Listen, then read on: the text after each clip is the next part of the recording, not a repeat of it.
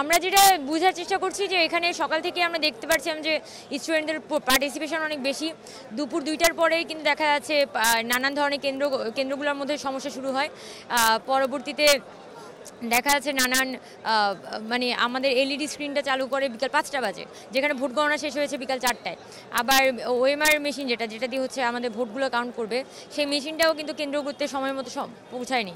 আবার নানান ধরনের গুঞ্জন শোনা যাচ্ছে যে অমুক কেন্দ্রে তমুক বিজয় হয়েছে, তমুক কেন্দ্রে তমুক বিজয় হয়েছে। সো এই পুরো জিনিস আবার বলা হচ্ছে যে এখানে একবার এলইডি স্ক্রিন বন্ধ করে দেওয়া হয়েছে। তো পুরো প্রসেসটাই অত্যন্ত জটিল। আবার এখানে একটা বড় জটিলতা হচ্ছে প্রার্থীদেরকে কোনোভাবে কেন্দ্রে প্রবেশ করতে দেওয়া হয়নি।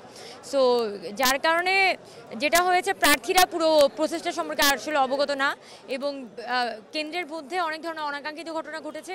আমরা আমাদের অনেকের পরিচিতের মাধ্যমে শুনেছি যে কেন্দ্রের ভিতরেও ঢোকার পরেও দেখা যাচ্ছে তাদের কাছে অনেকে অমুক বেরোটা ভোট দিন, তমুক বেরোটা ভোট দিন, এই ধরনের কথাবার্তাও বলেছে।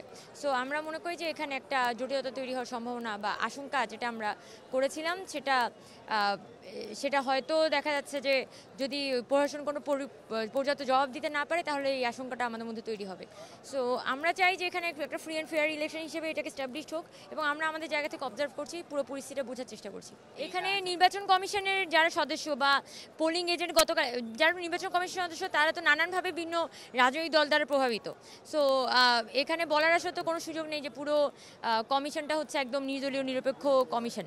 পাশাপাশি হচ্ছে পোলিং এজেন্টগুলো গতকালকে যেভাবে করে সিলেক্ট করা হয়েছে, প্রচুর ছাত্রদের সাথে আমাদের কথা হয়েছে যারা নিজস্ব পোলিং এজেন্ট কেন্দ্রগুলোতে দেওয়ার পরও সেগুলো তাদেরকে গ্রহণ করা হয় নাই, এবং অনেক প্রার্থীর পক্ষের কোনো পোলিং এজেন্টই আসলে কেন্দ্রে নাই।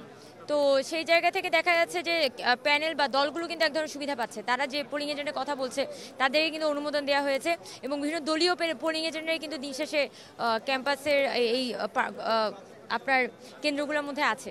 সো এইটা বলার তো আসলে মানে কোনো সুযোগ নেই যে আসলে এই ভোট বা সেটা পুরোপুরি একদম প্রথম দিক থেকে নিরপেক্ষ ছিল। বরং আমরা যেটা আশা করছিলাম যে প্রশাসন কিছু দায়িত্ব নিয়ে প্রসেসটাকে তারা একটা নিরপেক্ষতার মধ্যে নিয়ে যাবে।